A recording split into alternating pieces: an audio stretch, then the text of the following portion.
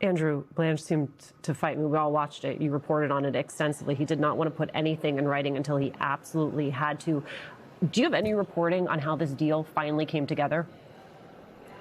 Well, look, Senators Cornyn and Tillis were adamant about this. And in terms of the actual committee vote that's happening tomorrow here in the Senate Judiciary Committee, I think that that has to be distinguished from the confirmation vote on the Senate floor, which can happen, which likely will happen on Saturday, because I don't expect Democrats to yield back any debate time on this.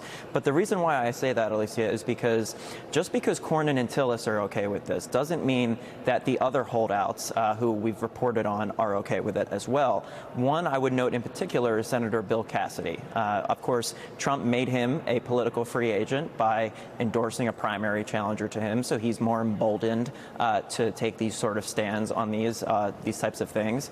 Also, I would note the chair of the Senate Appropriations Committee, Susan Collins. You mentioned the general fund from the Federal Claims Act that can be tapped into.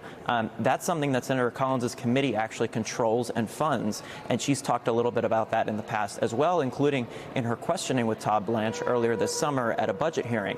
Another thing I'll mention, I think this is important too, is that Mitch McConnell is still absent, right? We know he's, of course, he remains hospitalized. So in terms of the vote count here in the Senate, Republicans can't lose more than 2 of their own senators in order for Todd Blanche to be confirmed. If Mitch McConnell were here, meaning full attendance, then they could lose up to 3 of their own and have J.D. Vance, the vice president, break that tie. Without Mitch McConnell, that number goes down to 2. So it's going to be a tough needle to thread for Republican leaders up here on Capitol Hill. So I wouldn't assume that Todd Blanche is automatically going to get confirmed as Attorney General on the floor of the Senate just because he gets through the Judiciary Committee tomorrow.